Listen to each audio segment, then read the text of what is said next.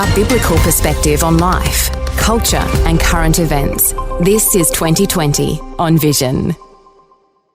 Let's come back to some developments in Western Australia because with total control of every element of the Parliament in WA, the Labor government doesn't appear to be seeing the need for transparency in the way that most of us might think is quite logical.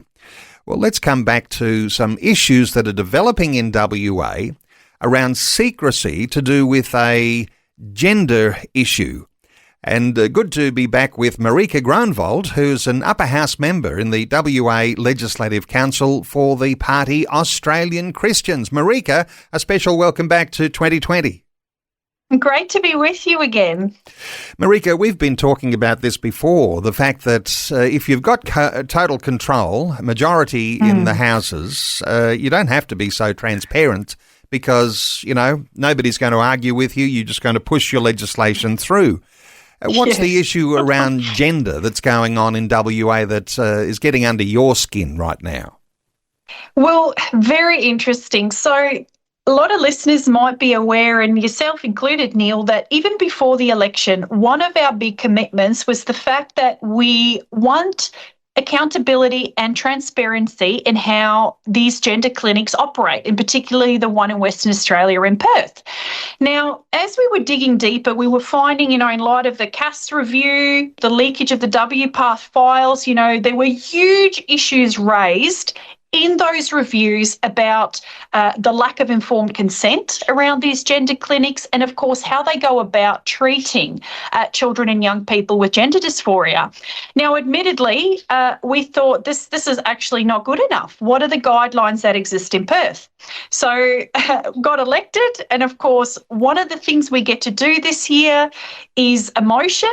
And I'm going to use this time to compel the government to release these guidelines under which the gender service operates. There are some developments that are happening, say, in the state of Queensland, where they've got a ban on puberty blockers. And so when you're talking about these sort of clinics, there are some that want to operate under the radar and not have some level of exposure here. So you're going to be putting a motion on the 12th of November, and are you saying that the government will be forced in their hand to reveal some of their guidelines here? Yeah, look, that is the hope. And as you know, we've got an upper house controlled by Labor and the Greens. So, it really is helping people to understand none of us are anti anybody.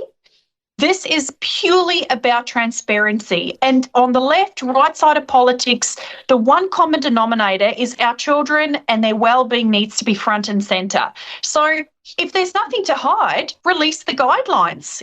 I've asked in Parliament several times, please make these guidelines available. And every time they come back to go, it's an internal document, it's for clinical use, even though we know this is not the case. And several medical professionals have assured me this is not the case. So I feel this is really important, Neil. The protection of children, the protection of young people that are put on puberty blockers and these hormones, effectively ruining their whole life, is something we have to be mindful of, and we have to know the guidelines under which these centres operate. So we're going to put a motion forward and praying that we get the support and the votes to do this. We all might be thinking, why would a government be so secretive and accept that there be some levels of controversial dimensions to those guidelines that are being kept secret? And you're assuming, and this sort of ideologically driven focus that you might see in the Labor Party there, that they're heading in a direction that they know that most people would disagree with, but they're pushing it through anyway. Is that where you think they're going? Yeah, it's bizarre to me. This is essentially the health policy position of the government. It's, even if it was an internal document, why can't this document be released? The rationale makes no sense. So I think if there's nothing to hide, fair enough. But I suspect, given, again, that the WPATH files, the CAS review mentions that a lot of these organisations that have now shown to be problematic have had input in these guidelines. So I suspect there'll be issues with informed consent, the fact that children have gone through centres without fully realising what they were actually doing, what puberty blockers actually meant for their fertility, for their bone density, for their mental health. I mean, this is evil stuff. If we are not mindful of these guidelines and committed to changing them, never mind changing them, we need to know what they say first. But, you know, if these are red flags raised, Neil, and more jurisdictions are removing puberty blockers for minors, this is something we have to take notice of. Do you think the WA government has made certain commitments to the LGBT community or the trans lobby, and those things are completely contrasted to where you are seeing the welfare of children in all of this? Is this a sort of an ideologically driven thing where commitments have been made and they're fulfilling those? Look, what I actually think is so encouraging is I was at a conference in Adelaide last weekend, and we actually had members from the LGBT community at this particular conference. We had members who were really concerned about certain lobby groups that are pushing all costs. And I mean, you had medical professionals and people saying we can no longer operate and just say to children, okay, great, you feel a certain way, so therefore we will put you on puberty blockers.